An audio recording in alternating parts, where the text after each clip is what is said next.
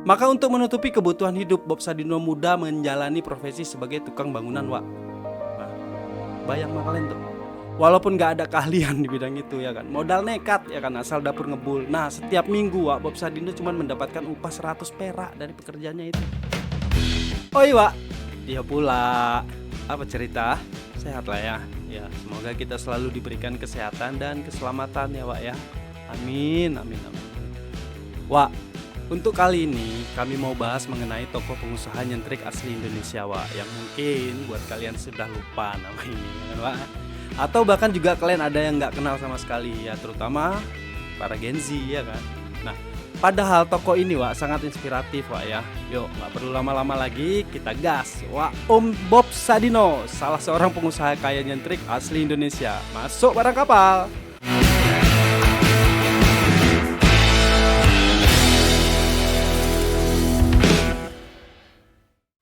Wak, Bambang Mustari Sadino atau lebih dikenal dengan nama Bob Sadino adalah pengusaha yang lahir di Tanjung Karang, Lampung pada tanggal 9 Maret 1933. Dari pasangan suami istri yaitu Bapak Sadino dan Ibu Itinah Suraputra. Nah, tokoh yang biasanya akrab yang dipanggil Om Bob ini lahir sebagai seorang bungsu dari 5 bersaudara Waknya. Beliau lahir dari keluarga yang berkecukupan. Dari ayah seorang guru dan kepala sekolah yang mana tergolong sebagai pegawai negeri pada zaman Hindia Belanda Wak. Bukan orang sembarangan, tapi bukan lantas membuat menggantungkan hidup pada keluarganya, tapi menjadikan beliau sosok yang mandiri dan kompeten ya kan Wak. Mantap ini, mantap ya. Nah, karena terlahir dari latar belakang hidupnya yang berasal dari keluarga berkecukupan, Bob Sadino memiliki akses pendidikan yang layak Wak. Dari sekolah dasar hingga jenjang SMA ya kan. Pendidikan yang ditempuh yaitu sekolah dasar pada tahun 1947 di Yogyakarta, SMP pada tahun 1950 di Jakarta, dan SMA pada tahun 1953 di Jakarta juga ya. Jadi beliau lahir di Lampung dan sekolah besar di Jakarta ya Wak ya. Tapi Wak, di usianya yang masih 19 tahun, ayahnya meninggal dunia dan meninggalkan seluruh warisan berupa harta kekayaan keluarga untuk Bob Sadino.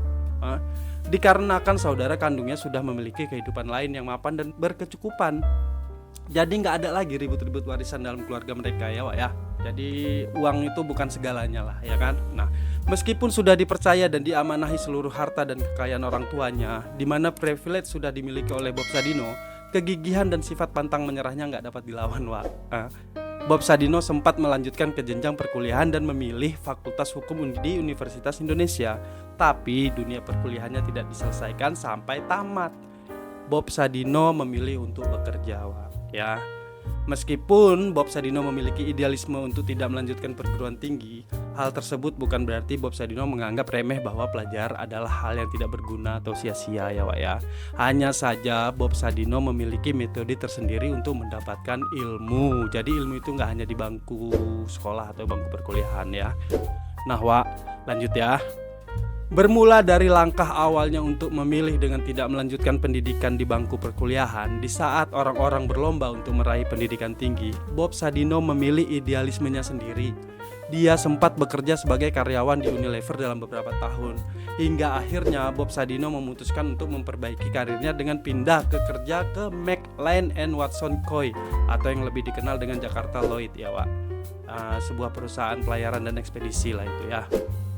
Pekerjaan di tempat barunya ini mengharuskan Bob Sadino berkelana ke mancanegara Wak, khususnya di Eropa. Dua kota yang paling lama ditinggalnya adalah Amsterdam Belanda dan Hamburg Jerman, yaitu kota-kota pelabuhan terkemuka di Eropa ya Wak ya. Nah, di sana Om Bob menghabiskan waktu sampai 9 tahun, sehingga jangan heran kalau Bob Sadino ini fasih berbahasa Eropa seperti Inggris, Belanda, dan Jerman. Malah belakangan Om Bob juga fasih berbahasa Jepang Wak. Pergaulannya sangat luas dan memiliki jaringan pertemanan di berbagai negara. Paten kali kan? Paten lah, apalagi. Nah, dalam benaknya pertemanan ini sangat penting Wak, untuk menopang perjalanan hidup. Dan memang terbukti Wak, berkat pertemanan yang kuat ini, Om Bob Sadino mampu menjalani hidup yang kemudian menjadi sulit sepulang dari Eropa. Jadi hidup ini gak semuanya enak ya. Dia memutuskan kembali ke Jakarta pada tahun 1967 setelah bosan terus-menerus menjadi bawahan. Berulang kali dia mengatakan stres karena tekanan atasan ya. Perjalanan hidupnya di Belanda menghantarkan dirinya bertemu dengan pasangan hidupnya yang bernama Sulami Sujud, yang merupakan seorang karyawati Bank Indonesia di Amerika. Ya Wak. Bersama Sulami Sujud, Bob pulang ke Indonesia untuk menikah. Kehidupan yang mapan dengan gaji mereka berdua yang besar pun ditinggalkan. Dia hanya membawa oleh-oleh 2 sedan Mercedes sebagai hasil jerih payahnya selama bertahun-tahun bekerja di Eropa, Wak. Ya. Satu dia jual untuk kemudian hasilnya dibelikan sebidang tanah di Kemang, Jakarta Selatan, sedangkan yang satunya lagi dijadikan taksi gelap. Ya. Kadang taksinya juga disewakan ke pihak lain. Awalnya semua berjalan lancar, kehidupan keluarganya berjalan mulus, Wak. Karena mobil Mercedes yang dijadikan taksi mampu memberinya penghidupan yang layak, ya kan? Nah, Wak, pada suatu hari Bob Sadino mendapat musibah. Belum genap setahun mobil Mercy yang dipakai untuk taksi gelap tadi tuh mengalami kecelakaan yang lumayan serius, Wak. Sampai mobilnya pun rusak parah dan Bob Sadino nggak punya duit memperbaikinya. Akhirnya mobil itu pun dibiarkan teronggok menjadi besi tua. Sayang kali kan, Wak? Udah aku bilang jangan bawa taksi gelap pulang, ada asuransi ya kan? Tapi cerita belum selesai, Wak, masih lanjut lagi ya. Sebenarnya keluarga ini tidak perlu pusing, Wak, mengenai penghasilan kalau Om Bob mengizinkan istrinya bekerja, ya kan? Ya kan dia juga punya pengalaman sebagai karyawan BI di Amerika itu dulu, ya kan? Pastilah gampang untuk melamar kerja di Indonesia. Tapi Bob Sadino bersikeras, Wak, untuk tidak mengizinkan istrinya bekerja. Bahkan, Wak, keluarga besar Bob Sadino sebenarnya siap membantu, tapi Om Bob menolak. Keras sekali orangnya, ya kan? Nggak keras.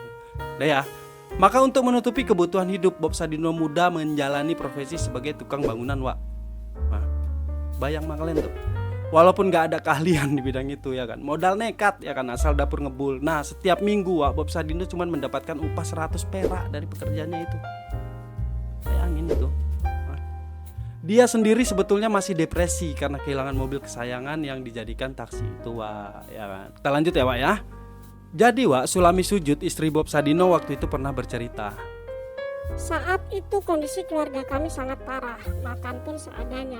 Di Kemang kan masih ada rawa waktu itu. Ya, saya cari ikan saja di sana buat makan, sama lalapan pohon yang banyak tumbuh di sana. Itu petikan Ibu Sulami Sujud ya. Kondisi Bob Sadino terdengar juga oleh sejumlah kawannya, Wak, baik yang dulu bekerja di Jakarta maupun di Eropa. Mereka sebenarnya ikut prihatin juga melihat nasib Bob Sadino dan keluarga, ya kan, setelah memutuskan berhenti bekerja, ya kan. Pada tahun 1970-an, Wak, karena ketabahan dan kesabaran hati Bob Sadino, akhirnya datang juga pertolongan itu. Pertolongan yang berbeda, Wak, bentuknya, Wak. Bukan umpan melainkan kail. Seorang kawan Bob Sadino yang bernama Sri Mulyono Herlambang menyarankan agar dia beternak ayam aja untuk memenuhi kebutuhan hidup. Bob Sadino pun setuju. Ya. Kawan itu lagunya, kawan ya. Nah, maka mulailah Bob Sadino beternak ayam yang bibitnya dia peroleh dari sahabatnya sebanyak 50 ekor. Bibit ayam itu didatangkan langsung dari Belanda, Wak, karena memang telur di sana berbeda dengan telur biasa yang dikonsumsi orang di Indonesia pada saat itu. Ya, telur di sana itu besar, ya kan. Telur kita kan telur ayam kampung di sini ya. Yang kita kenal telur sebagai telur ayam negeri sekarang kita itu belum ada di pasaran. Ya, faktanya nih, Wak, ya, Om Bob Sadino lah yang mengenalkan telur ayam negeri ke Indonesia, Wak. Bayangin tuh, telur ayam negeri nih yang tadi biasa nih, yang tadinya kita cuma makan telur ayam kampung nih, sekarang udah dikenalkan telur ayam negeri. Jadinya telur itu bukan lagi barang mewah, ya kan. Kan luar biasa ini orang ya. Right man on the right place. Gitulah ya kurang lebihnya ya. Apa tuh, Wak? Itulah ya. Lanjut ya, Pak ya.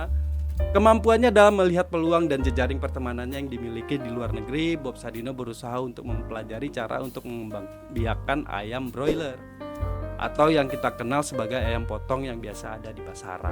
Jadi bukan hanya telur yang dia kenalkan, ayam pun diperkenalkan kayak kita, Wak. Mungkin tadinya ayam dan telur itu adalah konsumsi barang mewah, ya kan. Berkat almarhum Bob Sadino kita bisa makan ayam setiap hari, ya. Awalnya, Wak, Bob Sadino ini memasarkan telur-telurnya itu ke tetangga-tetangganya, Wak. Tapi karena menurut orang kita waktu itu asing, telurnya jadi nggak laku, Wak. Maka Om Bob Sadino pun memasarkan telurnya ke ekspatriat yang banyak tinggal di Kemang pada saat itu. Nah, menurut mereka telur Om Bob bagus, Wak. Laris lah, ya kan, makin banyak permintaannya dan usaha pun berkembang, ya kan. Akhirnya, Wak, usaha membuahkan hasil. Dimulai dari pemasaran telur dari pintu ke pintu di wilayah Kemang yang awalnya hanya ekspatriat yang menjadi konsumennya, sampai akhirnya warga lokal pun mulai ikut menjadi konsumennya juga, Wak. Pasar pun meluas sampai ke seluruh Indonesia, ya. Nggak cuma telur ayam, Wak, Bob Sadino juga mengembangkan bisnisnya ke bidang sayuran dan ayam potong atau ayam broiler yang kita kenal saat ini, Wak, nih, yang putih-putih itu ya. Dan Om Bob juga mengenalkan kita jagung manis, melon, dan brokoli ya. Luar biasa sih aku bilangnya, ya kan? Nah, tahun 1970 Bob Sadino mendirikan Camp Chico, sebuah supermarket yang menyediakan berbagai macam produk pangan impor yang disediakan untuk masyarakat Jakarta. Supermarket milik Bob Sadino ini lokasinya berada di Jalan Kemang Raya, Jakarta Selatan. Dibukanya supermarket ini, bisnis menjadi semakin meningkat. Yang mana 5 tahun kemudian Bob Sadino memanfaatkan peluang dari meningkatnya permintaan daging sosis dengan mendirikan sebuah perusahaan bernama Camp Food yang didirikan pada tahun 1975, yang mana Camp Food merupakan pelopor industri daging olahan di Indonesia. Jadi frozen food yang ada sekarang menjamur itu dari dulu udah dirintis sama Om Bob gitu. Jangan merasa kalian sebagai pelaku usaha awal, bukan. Enggak lah ya. Oke ya. Nah, produk yang menjadi andalan dari Camp Food ini adalah burger, bakso, nugget, dan olahan daging lainnya kayak sosis dan lain-lainnya itu ya. Tercatat sebagai perusahaan sukses pada tahun 1985, rata-rata penjualannya terus konsisten yang berkisar 50 ton daging segar, 70 ton daging olahan, dan 100 ton sayuran. Nah, jadi beliau ini emang betul-betul pionir, ya kan? Iyalah. Oke ya, lanjut ya Wak ya. Dari karya-karya dan kisah-kisah inspiratifnya Wak, Bob Sadino mendapatkan tempat tersendiri dari masyarakat luas sebagai pionir atau pelopor yang inspiratif, ya kan. Tentunya Bob Sadino merupakan salah satu pionir bangsa yang telah mengenalkan ayam negeri dan menjadi orang pertama yang menggunakan perladangan sayuran dengan sistem hidroponik. Dan Camp Farm pun berdiri. Camp Chick, Camp Food, Camp Farm, lengkap semua tuh. Nggak hanya hilirisasi, hulu juga dipegang ya. Jadi terbangun ya komoditasnya ya Wak ya. Nah, Camp Farm ini merupakan bisnis Bob Sadino yang berfokus pada bidang agribisnis yang mana didirikan pada tahun 1980. Kebanyakan dari penjualan Camp Farm ini adalah sayur-sayuran dan buah-buahan yang bahkan dijual untuk ekspor ya. Sebuah pencapaian dari Camp Farm adalah pernah mengekspor sayuran ke Jepang hingga mencapai 10.000 ton per bulan. Waktu itu Jepang dilanda tsunami ya. Jadi momennya pas. Ya kan? Berawal dari keinginannya untuk lepas dari belenggu perusahaan hingga berhasil membangun perusahaan besar. Bob Sadino juga membuktikan untuk menjadi seorang pengusaha tidak diperlukan bakat atau keturunan ya. Buktinya dia yang hanya anak seorang guru mampu menjadi pengusaha yang baik dan disebut orang sebagai entrepreneur sukses. Dia juga membuktikan bahwa untuk menjadi pengusaha sekaligus orang kaya tidak perlu banyak teori, yang penting lakukan ya kan. Action ya.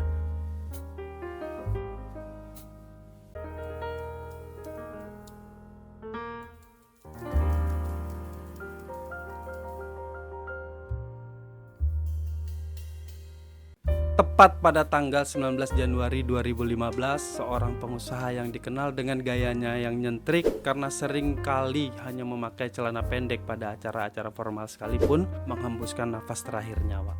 Pengusaha kaya asli Indonesia yang menjadi inspirasi banyak orang dan mengajarkan kita tentang bagaimana seharusnya menjadi pengusaha yang baik.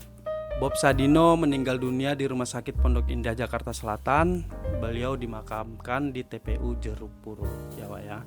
Banyak keluarga dan kerabat yang mengantarkan seorang inspirator ini ke tempat peristirahatannya yang terakhir ya Wak. Begitulah kisah perjalanan hidup tokoh kita kali ini. Sangat menginspirasikan Wak. Iyalah Wak, aku mau ke rumah tetanggaku di sebelah Wak. Orang Belanda dia, namanya Mr. Van Basten. Ya, mau ngapain Wak? Mau pesan bibit ayam.